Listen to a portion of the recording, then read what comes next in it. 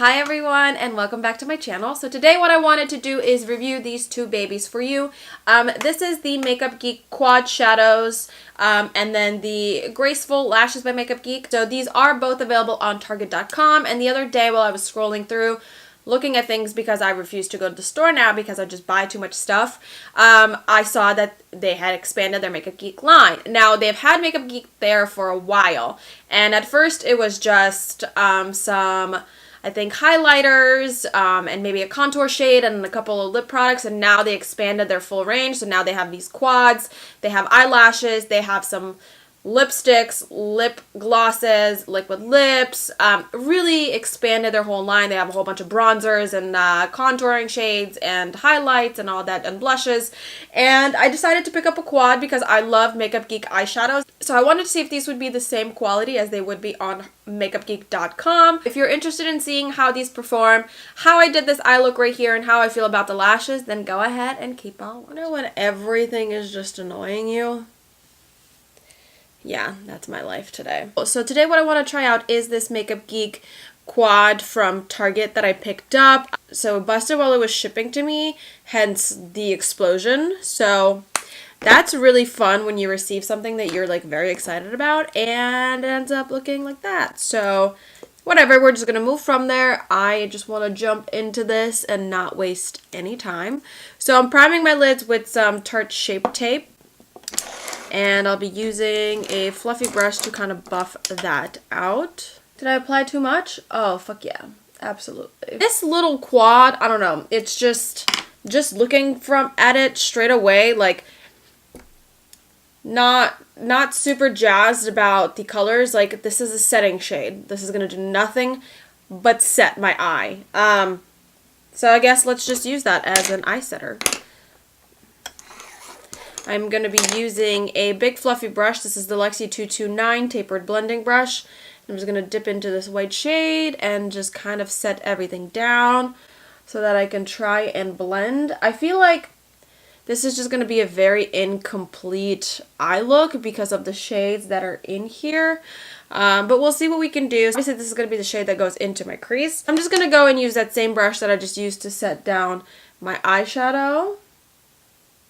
So I'm going to set this down really good to make sure that it's not tacky because these are dark colors and I definitely don't want them to be skipping around. So taking that same brush, I'm going to go into this shade right here.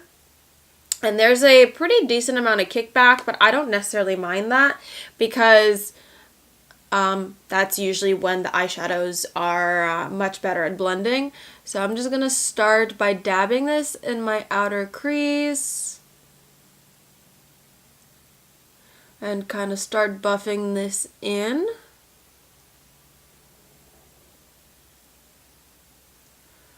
So these are way more cool tone than I somehow expected them to be. And we all know I am a warm bitch.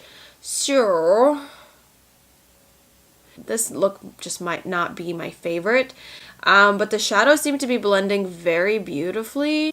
Not the most flattering color for me, but it'll do. Seems to fluff out very well to get this kind of very diffused look. I'm going to go back into this white a little bit and kind of diffuse this outer corner a little bit more. And taking this MAC 217 brush, I'm going to dip into this dark shade, which has a lot of pigment and fallout as well. I'm just going to tap off the excess, and I'm going to start in this outer corner. Same thing, I'm going to dab, dab, dab, and then kind of take it inside this crease. The brown that I thought that was going to be like a true brown is kind of turning into a gray color as well. I'm going to take this little smaller brush and I'm going to try and pack this on like the outer corner. And I'm going to go back into this gray. I'm kind of switching between the two brushes at this point. I feel like they muddied together and now they're just looking like a gradient of lighter gray to darker gray. There's not any kind of, I don't know, I would expected this to come off way more brown than it is. but it is what it is. And then I'm going to take this flat brush here. This is some kind of like concealer brush, and I'm going to dip into this. So since this came busted, I had to kind of rebuild it back. And yeah, I don't really think it just is not, I don't know, like I think I'm just jaded from the fact that it came broken. And I'm definitely going to pop some setting spray on this, just to make sure that it's as metallic as possible. So I'm just going to kind of open my eye and start dabbing this. And then I'm kind of going to take my ring finger and dip it into here because it's going to pick up way more pigment. And I'm just going to try and dab this as much as I can with this feisty ass nail. I just think the overall palette scheme here is strange. I'm just going to dab a little bit of that brown right here. Brown. I'm right at this edge here. And then I'm going to take this other brush and kind of fluff. About as good as that is going to get because of the color selection that is in here. So I'm going to do the other eyeball and then do my face and I will be back. Cool tone makeup really makes me just look really vampy and like paler than I actually am. So as you can see, the makeup is now done. I paired it with like a true brown lip here.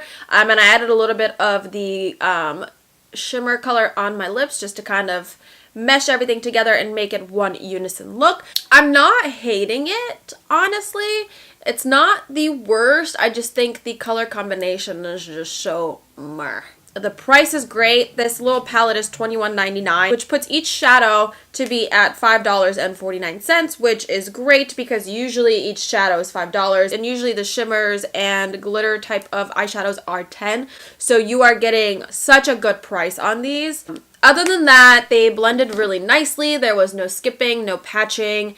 I do not enjoy the fact that that brown kind of muddied into a gray. Like if you look at my lips, that's brown. I would have liked that brown to be more brown. I would have liked this setting shade to not be here and be replaced with something that's in between these two shades, something maybe a little bit warmer to complement this right here. The other thing that I wanted to discuss was the Makeup Geek lashes that are at Target as well.